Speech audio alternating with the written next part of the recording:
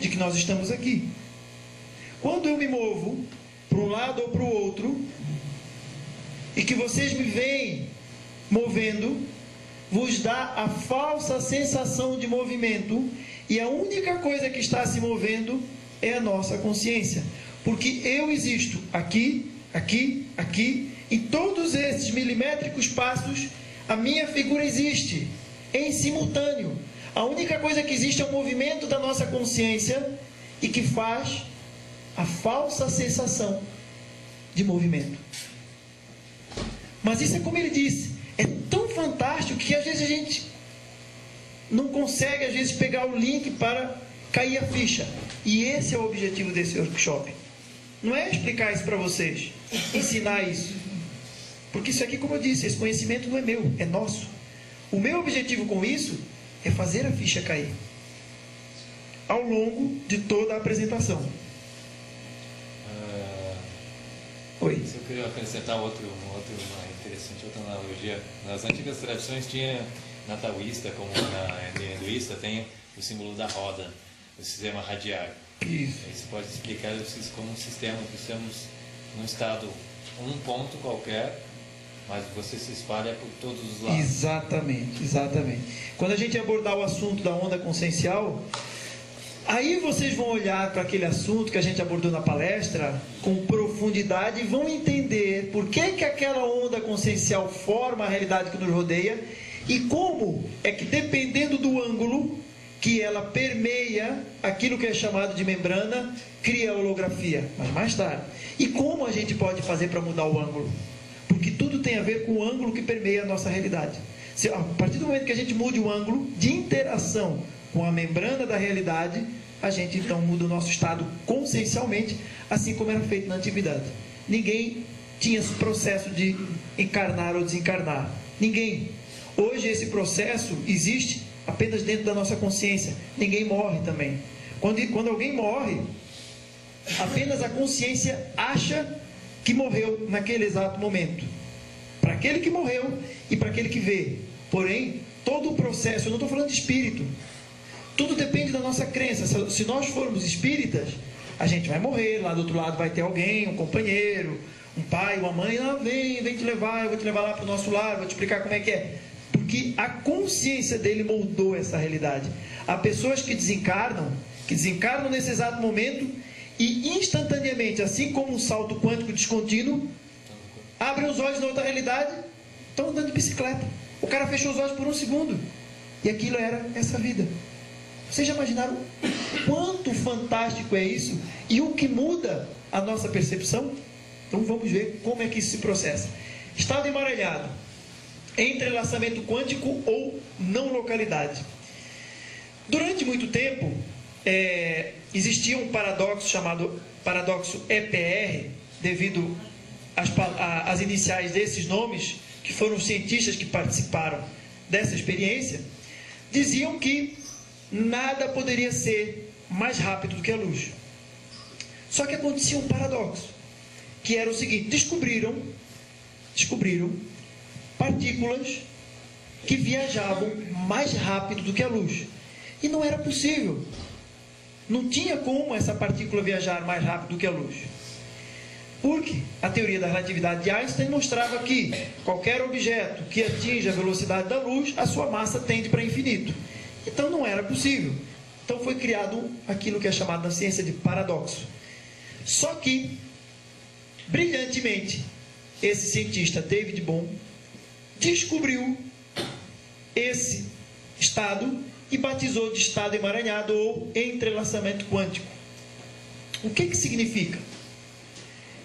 Foram feitas experiências com, imagine duas bolinhas de golfe, duas bolinhas de tênis, que são elétrons. Eles possuem uma coisa chamada spin, que é a sua rotação, ok? Ele roda. Ele pode rodar para cá ou para cá. Isso chama-se spin. Pegaram dois elétrons chamados emparelhados, que é o quê? Quando eles são emparelhados, um roda para um lado e outro roda para o outro, porque a conservação energética tem que ser nula. Então, um spin roda, outro spin roda. E eles separavam esses elétrons emparelhados em laboratório. Quando eles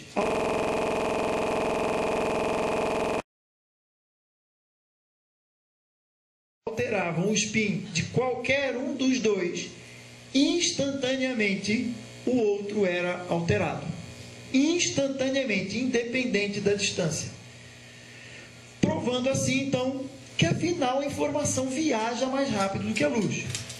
Outro teste foi feito, liderado por um psiquiatra chamado Carl Prima, que fez a seguinte experiência. Ele sabia que existiam processos de intuição ou de telepatia. E ele queria ver como é que isso se processava. Então ele sentou várias pessoas em salas distintas, com um eletroencefalograma ligado na cabeça deles para registrar as ondas cerebrais. Ok? Fechadas, isoladas em uma gaiola de Faraday, que nada mais é que uma estrutura metálica. Imaginem essa estrutura, só com uma rede tipo de galinheiro, toda, paredes, teto e chão, tá? Nada entra, nada sai em termos de pulso eletromagnético. Porque eles imaginavam que a onda cerebral, que já era medida, inclusive no eletroencefalograma, que era uma onda eletromagnética. Então eles pensaram, então vamos fazer um teste. Vamos colocar pessoas dentro de salas fechadas, com um isolante eletromagnético que nada consegue sair dali, e vamos separá-las a distâncias. Laboratórios do mundo inteiro. E como se processa? No exato momento que o médium, que era a pessoa, porque o médium, a pessoa que tinha uma expansão de consciência maior para transmitir isso. A única coisa que ele fazia era ficar sentado em frente a uma tela de televisão. E eles punham figuras e cores. Só isso. Um quadrado vermelho, um quadrado amarelo, figura de um passarinho, figura de um cavalo. E instantaneamente, não bilionésimos nem trilionésimos de segundo depois, instantaneamente, que o médium via a imagem, o eletroencefalograma lá do outro lado do mundo, registrar. A pessoa que estava recebendo não via. Ela não via. Ela simplesmente estava ali, num quarto fechado. Pô, o que estão fazendo lá fora? Só que ele estava ligado no eletroencefalograma. E assim que o outro via, instantaneamente o elétron dele pulsava, sem ele saber o que estava acontecendo. Então foi comprovado aquilo que é chamado na física quântica de não localidade, que é utilizado hoje nos computadores quânticos com os chamados qubits. Tá? Essa não localidade, esse homem brilhantemente descobriu o que se passava. Porque esse paradoxo rodou durante muito tempo. Mas como é que é possível? Afinal, que sinal é que sai? Que sinal é que sai daqui, que o outro lado do planeta consegue sentir esse sinal? A que velocidade esse sinal viaja? E esse homem brilhantemente descobriu que assim como um aquário, imaginem um aquário com um peixe lá dentro, com duas câmeras, uma olhando o peixe de frente, outra olhando o peixe de lado. Brilhantemente esse homem viu que não se trata de dois objetos quando são separados. Foi comprovado pela primeira vez que a consciência é única. Foi comprovado pela primeira vez que por isso que quando um olha, instantaneamente o outro sente. Porque a única diferença é que as consciências estão sendo vistas de ângulos diferentes, dando a falsa sensação de duas consciências. Brilhantemente ele viu isso no processo ondulatório. E ele viu que os dois elétrons que eram separados materialmente nada mais eram que constituintes da mesma onda, o mesmo objeto, só que visto de ângulos diferentes, dando a sensação de serem dois, assim como todos nós, que temos a sensação de sermos pontuais, objetos distintos com as nossas crenças e dogmas. Eu não quero saber de você. E no fundo, estamos sendo vistos apenas de ângulos diferentes. Então o estado emaranhado veio trazer toda essa informação ao nosso mundo e muito mais, que a gente vai ver a seguir. Entrelaçamento versus superposição. Por quê? Porque esses são dois assuntos que se confundem. O que é, isso tem que ficar bem claro, esses dois pilares. O que é entrelaçamento, o que é superposição, tá? Para não confundir, porque a gente já falou de posição duas vezes. A mesma coisa em várias posições, a mesma coisa de posições distintas. Então vamos lá. Superposição são várias possibilidades do mesmo objeto, ok?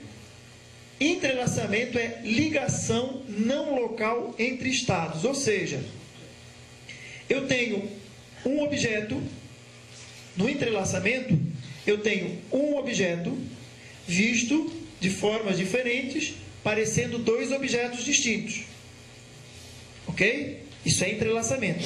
Aqui não. Aqui não, ó. Aqui também são dois objetos, mas aqui literalmente são dois, ó, várias possibilidades do mesmo objeto ocupando espaços diferentes. Então, literalmente, a gente tem o mesmo objeto em espaços diferentes. Dúvidas aqui? Numa sala, por exemplo, uma sala, ou um trabalho espiritual, ou daqui, como é que isso acontece? A gente pode deixar essa pergunta para depois? A pergunta seria, num trabalho espiritual, como isso acontece? Eu vou abordar isso quando a gente falar da onda consciencial, que vai ficar mais fácil de entender dentro desse conceito. Entendendo a diferença dos dois, entrelaçamento e superposição são coisas distintas, porém que se assemelham devido à natureza delas, tá? Mas são distintas. Teoria do campo unificado. Bem rapidamente, são 8h15, a gente tem 15 minutos do horário previsto, 8h30, dá tempo de eu abordar esse assunto. O Einstein, como eu falei lá no início, apesar de ele achar que Deus não jogava os dados, ou seja, que ele não acreditava que seja probabilidade, tá? É isso que significa, Deus não joga os dados, significa que ele não acreditava que o universo era probabilístico, que tudo acontecia por uma função de probabilidade. Ele acreditava que tinha que ser uma fórmula, onde ele dizia assim, não, se eu quiser saber onde está essa carga, eu ponho na minha fórmula, eu saberei onde está. Então Einstein, ao longo da vida dele, ele foi trilhando vários trabalhos, um deles, a teoria da relatividade, que hoje é utilizada em tudo aquilo que nos rodeia. Porém, a grande teoria da vida de Einstein seria o campo unificado. Ele queria associar duas forças. A força eletromagnética e aquilo que é chamado de força da gravidade. Ele queria juntar essas duas grandezas numa única equação. E ele criou, então, aquilo que é chamado de teoria do campo unificado. Só que os anos foram se passando e foram descobertas não duas, mas 4 forças. E quando essas 4 forças apareceram, a ciência teve que se moldar numa nova teoria para conseguir abrigar essas novas 2 forças. Então, nós não temos mais 2 na teoria do campo unificado, mas passamos a ter 4 forças agora. E devido a isso, devido a esse esforço de Einstein, nasceu a teoria das cordas. Para que esse esforço fosse conseguido, foi criado o LHC, que hoje ficou mais famoso ainda devido à descoberta daquilo que é chamado de bóson de Higgs ou partícula de Deus. Só para a gente ter noção do que é necessário a ciência fazer para descobrir partículas subatômicas, projetos como este. Isso é um homem. A gente está falando de partículas subatômicas que circulam aqui dentro a milhares e milhares de quilômetros por hora, cerca de 90% da velocidade da luz, para conseguir uma explosão, um choque entre 2 partículas.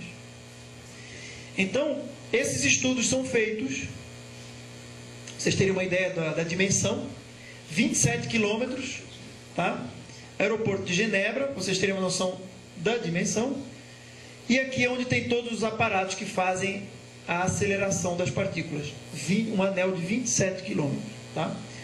Para colocar lá coisas que não se vê a olho nu, mal se vê em microscópio, só em eletrônico. Então, tudo isso para fotografar essa linda imagem. Isso é uma